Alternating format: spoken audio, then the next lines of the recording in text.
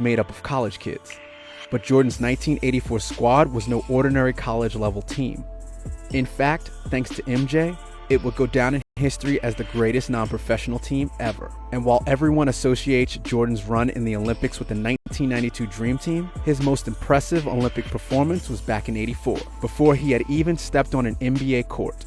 Everything about MJ's first USA team was crazy too, even the tryouts. Future Hall of Famers Charles Barkley, John Stockton, and Karl Malone were all cut from the team. Barkley getting cut was extra wild. He was clearly the second best player out of the 70-plus guys who tried out. But head coach Bobby Knight clashed with Barkley and was worried he'd mess up his plan to make Jordan the main guy. Knight was one of the few people who seemed to understand what Jordan would become.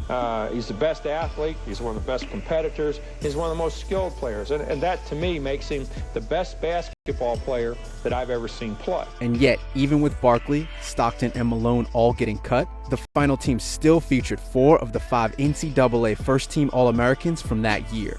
Once the team had been chosen, their next step was to play night warm-up games against varying all-star teams full of eventual Hall of Famers. The idea was to push the college kids harder than they had ever been pushed and straight up kick their ass, give them a reality check. Instead, a baby-faced MJ gave them a reality check. Jordan couldn't be guarded. Even those Hall of Fame guys couldn't figure him out. As well as being one of the most athletic players in history, MJ had so many moves they hadn't seen before. Jordan just played differently, moved differently, and saw the game differently. He was a different animal altogether. And this amateur USA team of his didn't just win a game or two against the all-star opponents. They won every single game, with Jordan leading the way. Imagine that happening today. A college kid running scrimmages against future NBA Hall of Famers and dominating them, leaving them speechless. Heading into the final couple of exhibition matchups, all the NBA stars were furious after being completely embarrassed by a college kid. The second last collection of superstars to face Jordan, which included Magic Johnson and Isaiah Thomas, threw everything at MJ, knowing they had to get at least one win to save face. But it still didn't matter. MJ dropped 27 points and won the game anyway, 84-72, completing the sweep as the entire basketball world stood up and took notice. Jordan then continued his dominance when the Olympics began, capping off another perfect run in tournament play, culminating in a 31-point crushing in the gold medal match.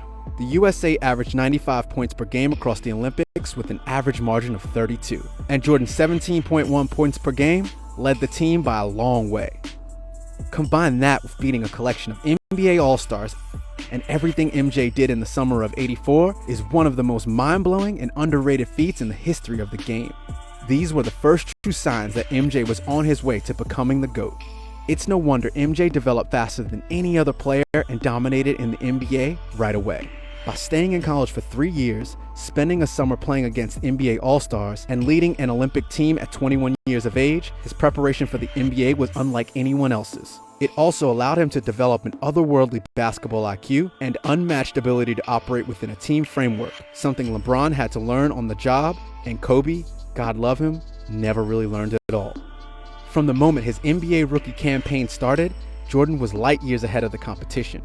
There's never been a better rookie, and there's never been a better player. And it all stemmed from his time of the '84 Olympic team. That summer is what truly positioned MJ to become the greatest player of all time.